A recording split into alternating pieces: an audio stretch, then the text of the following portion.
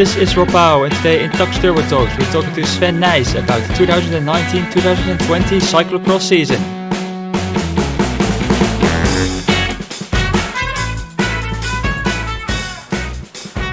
It's Thursday the 17th of October, and while the pro peloton has either started the off-season already or is wrapping it up in China, there is still plenty to be excited about, as it is the time of the year that cross is here. And today we're going to talk about this upcoming 2019-2020 season. We're going to talk to an absolute legend in the world of cyclocross. It's the cannibal of Baal, the emperor of cyclocross, the king of the Koppenberg, Mr. Super Prestige. Yeah, you guys guessed it. It's Sven Nys. Welcome, Sven. Thanks for joining the Tacx Turbo Talks. Thank you for having me. It's nice to talk about cyclocross and all the things that are going to happen the next few months, because cyclocross is going to be popular again. Yeah, it definitely is. And I just named all those nicknames, and maybe for our listeners, just a little bit of an explanation. 2 times world champion, 9 times Belgian champion, 13 times that you won the Super Prestige, 7 times the World Cup. Yeah, I think it quite explains all the nicknames, doesn't it? Well, yeah. Do you have a favorite one? Well, no, it's actually happening, and I try to do my best my whole career, try to win as much as possible. And on a certain moment, yeah, those names, they were created by the press, by the fans, and I just try to win as much as possible. And it's nice to have all those names. It's nice to feel that what I done, that there is a lot of respect from all those people. But in the end, it's respect, and that's what I felt by the fans, by the press, and it's really nice. Yeah, certainly that impressive career. Talking about the 2019 season, or 2019-2020 season that's coming up, it sort of already started in the US with 2 World Cup races. We've seen that over the last couple of years that it kicked off in the US, in Iowa and Waterloo. How do you feel about like the calendar expanding overseas? Well, I think it's good for the internationalization of our sport that we not only race in Europe. We see also races now in China, and there is more interest in other continents. But it all started when the World Championships were in Louisville 2013. There you saw that there was a lot of potential to do big races in the US. And the last years we have 2 World Cups, 2 great events in Iowa and Waterloo, and great races also. The tracks are really interesting to see the level of the riders in the beginning of the season. And for me, it's good, and it's good for internationalization, and that's what we need.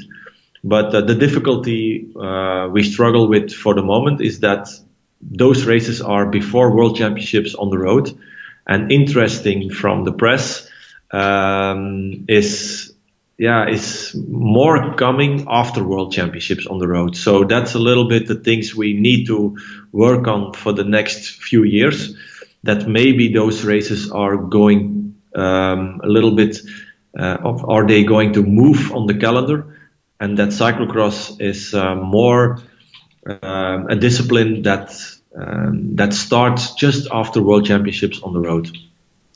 And do you see also maybe some challenges in the budget of teams to travel overseas and travel to America to do those races, or? Well, it's still very difficult, because we use our budget to and the riders also invest themselves a little bit to travel to the World Cups in the US. That cost a lot of money, but I think it's really important to invest in our sport also. We as teams, but also the riders themselves. And the only way to grow your sport is to invest on every age. Also, when you are a little bit older, you need to invest until the end of your career. because only racing here in Flanders or in Holland or in the Benelux, that's not the way how we can grow our sport. So you see it also when riders coming out of the US and they need to come here, they need to invest also. So we as ambassadors of our sport, we need to show the world that we want to improve, that we want to grow our sport, and that's the reason why we go to the US. And it's very important to show what we can do over there, because all those kids, all those fans of the sport, companies, CEOs, they see the ambassadors of the sport race over there in the US, and that's how passion creates. That's how passion starts in families, in companies, and the only way to do it is to travel to the US and not only show cyclocross on TV over there. And if you look at the calendar at the moment of the World Cup, we also have races in Switzerland, actually this weekend already, in the Czech Republic, France. Is there a specific race on the calendar that you look forward to most? Not specific one race. For me, it's important that we have a lot of races outside of Belgium. Switzerland now this weekend is one of the great events also on the World Cup calendar. And I had some rumors that it's also for them really difficult to have the budget for the next few years. And let's hope we can create also races over there the next few years, because it's important that we not only go to the US, but also all those important nations that we had in the past. They were really popular, like Czechoslovakia in the past. It's now Czechia, Switzerland, France, Germany, Luxembourg maybe. Those nations are also important. But I think you need to go to nations who has the interest and who has the budget. And for the moment, you see that the US, they has the budget, and they has also the interest. So it's important to listen and to see where we have options. And how do you see the sport develop if you look around, maybe closer to home, like in Belgium, in the Netherlands, if you look at like the audience that's visiting the races? Because often you kind of hear maybe the average age is getting a bit older. Do you still see a lot of excitement from kids and more kids getting into cyclocross? Or? Oh, for sure. In Belgium, it's still very popular when we talk about young kids that want to, on a certain moment, want to be the new Mathieu van der Poel or Wout van Aert. I have an academy myself, and every year we try to teach them. We try to create new passion for the kids, and this year I have more than 600 riders that come to the academy. Also girls, more interest coming out of those categories. But cyclocross always going up and down, and that depends from the riders, the battles we see on TV, in the field. And on a certain moment, the last few years, we saw an extraordinary strong Mathieu van der Poel. And you see also that a lot of people say, yeah, okay, after 20 minutes, we know who is going to win the race. And that cost us maybe a little bit more fans than in the past. But it's going up and down. For the moment, we have great races with a lot of tension, with a lot of great races also in the girls category. So I'm convinced that the next few years cyclocross is going up again. More fans are coming to the races, but the interest from the kids here in Belgium, it's still improving. It's still growing, and that's the most important thing. Yeah, there was one you mentioned, Wout van Aert and Mathieu van der Poel. Obviously, those two names, we can't not mention them on this podcast. Have you seen where they're coming from the cyclocross and then putting up those results on the road? I want to make a bit of a comparison, if we look at like what they are doing on the road, and a lot of the talk now is like, oh, maybe more riders should be attempting the cyclocross during winter. Is that their secret, or are they just exceptional talents who can do anything? Where they are exceptional talents, that's for sure. And it's not easy when you only did in the past road races and now going to cyclocross, and you are going to think that results are possible in that category. That's not so easy. It's a technical sport. It's a lot of explosivity. It's a lot of technique, running up and down, jumping off the bike, clicking into the pedals. Those things are something you need to learn when you are a kid. And there are some riders who can do it, and I can pick up some names directly, like Alaphilippe, like Sagan, like Trentin, because those riders did cyclocross in the past already. But if you're coming out of road racing when you were a kid and now going to cyclocross, that's going to be really difficult.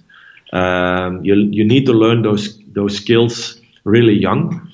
But I'm convinced that what we do in cyclocross, that can help you a lot in road racing on the highest level, because the tension where we're riding with 1 hour, like a time trial, but you need to react, you need to have explosivity also when you are on a high heart rate, the position in the peloton, climbing those small hills like in Flanders, on the Tour de Flanders, Paris-Roubaix, riding on the cobblestones, the position on the bike.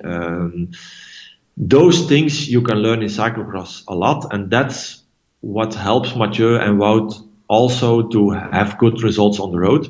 But they are really extraordinary athletes in total, and that's the most important thing.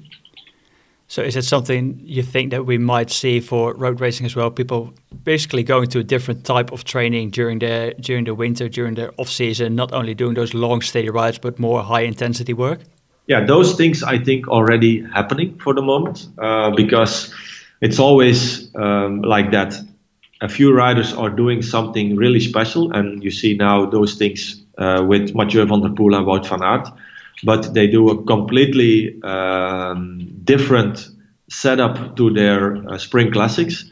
And a lot of riders, they think now, okay, but maybe we need to try do something equal, but maybe not in cyclocross, but on the road. And they're going to have more intensity, for sure, in their preparation, in their winter training. Maybe do some running, some core stability, some more high intensity training, and not only distance anymore. Because that's what we saw the last 10, 20 years, that a lot of riders who wants to be really good in the spring, they did the month of November and the month of December, maybe some power, some core, and a lot of distance. But the change is going to be that riders are going to train more intensity, maybe in a cyclocross race, but also on training, short trainings, high heart rates, accelerations, even when the basic condition is not ready there. And I'm convinced that that's going to work. And as you already mentioned, you've got your own academy, the Sven Nys Cycling Center. You're a keynote speaker. You're also the team manager of the Telenet Baloise Lions. What do you expect of them in the upcoming season? I think as a team, they are doing really well. We have the last few races, almost 4 or 5 riders in the top 10. So as a team, we're doing really well. And the last few details we need to work on, and that's going to bring us also on the top spot, on the first podium spot, because now we are second, we are third, fourth, fifth, ninth. But there is one guy who is really strong for the moment. That's Eli Iserbit. He's coming out of another team. But we are almost there. It's just amount of time, and yeah, I think the riders are ready. They are focused and they are ready to hold their shapes until the end of the season, and that's what we need because a lot of the important races still needs to come. You might need to hurry up a little bit the rides before Mathieu comes back then, maybe into the field. But yeah, we know for sure when Mathieu is coming back, he's going to win a lot of races.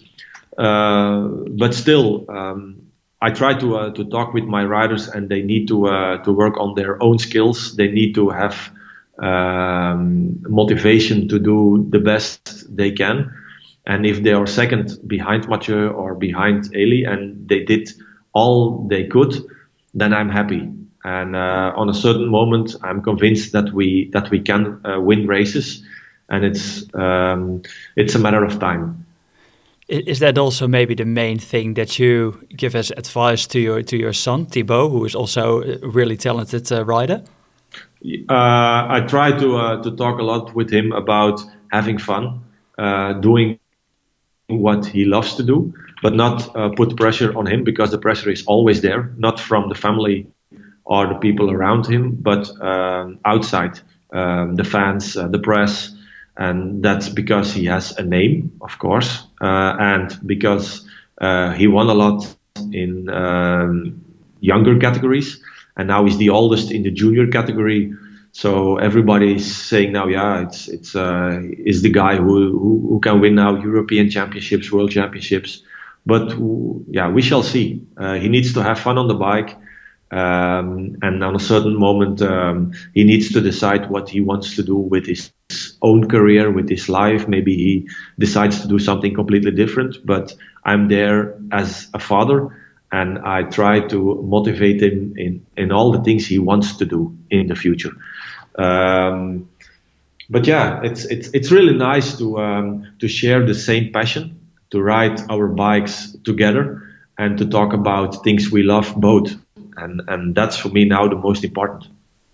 Can you name the biggest similarity and maybe the biggest difference what he has and what you have in your career? He has more experience than me because I need to learn a lot myself.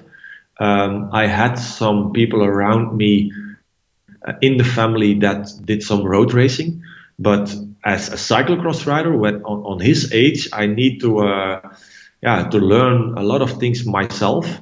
But now I have, of course, a lot of experience, and I can help him doing the right things, make not too many mistakes, and that's of course really important. If you see now how many people are looking to him, cameras are there, the press is there, but I'm sure that when I was 16, 17 and I saw so many people from the press, I would completely go over the limit, completely in distress, and I couldn't have results anymore. But Thibau is reacting really well. He doesn't feel the pressure when the press is there, and that's completely different than when I was 16 or 17 years. All right, that's a great benefit of him, obviously. I want to move on to the Tacx Turbo Talks fan question of the week, because each week we've got questions coming in for our guest, and this week the question of the week is from Sarah Schildermans, and she wanted to know, what is your favorite cross? My favorite cross. I won a lot of races on a lot of really spectacular courses, but one of the most favorite races for the moment is Zonhoven. And that's because you need to have a lot of special skills. You're coming into we say the kuil van Zonhoven, and it's like a football stadium where you go in. It's a sand stroke where you need to use all your technical skills to ride it down, but also to coming out of the kuil, and that makes that race so special. And that's on the calendar for early December, I believe it is. And it's always a special sight when people see it on television or wherever they're watching. It's definitely recommended.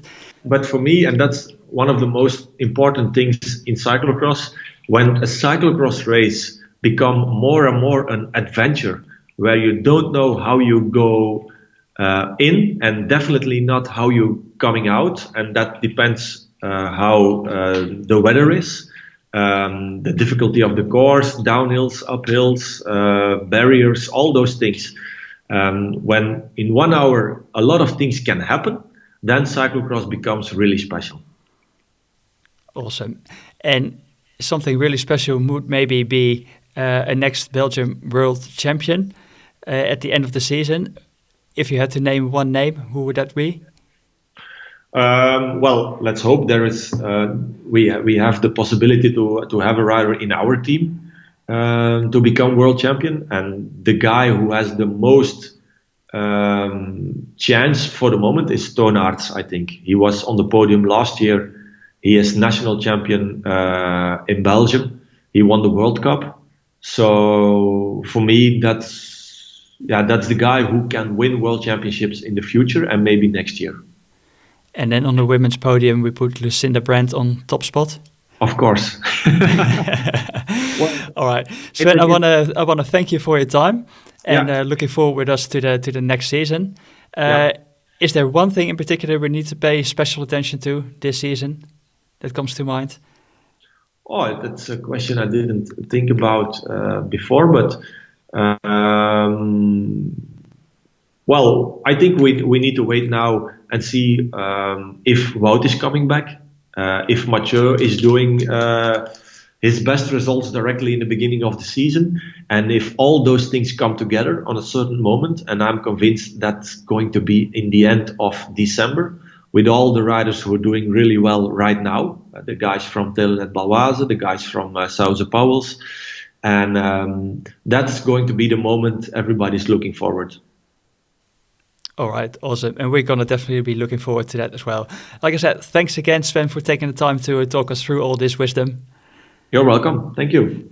All right, and that's it for another week of the Tacx Turbo Talks podcast. I hope you enjoyed this one as all the others. Don't forget to subscribe, rate and review. Really helps us get the word out about the podcast. This was Rob Bouw with Sven Nys. Stay tuned for a new Tacx Turbo Talks next week.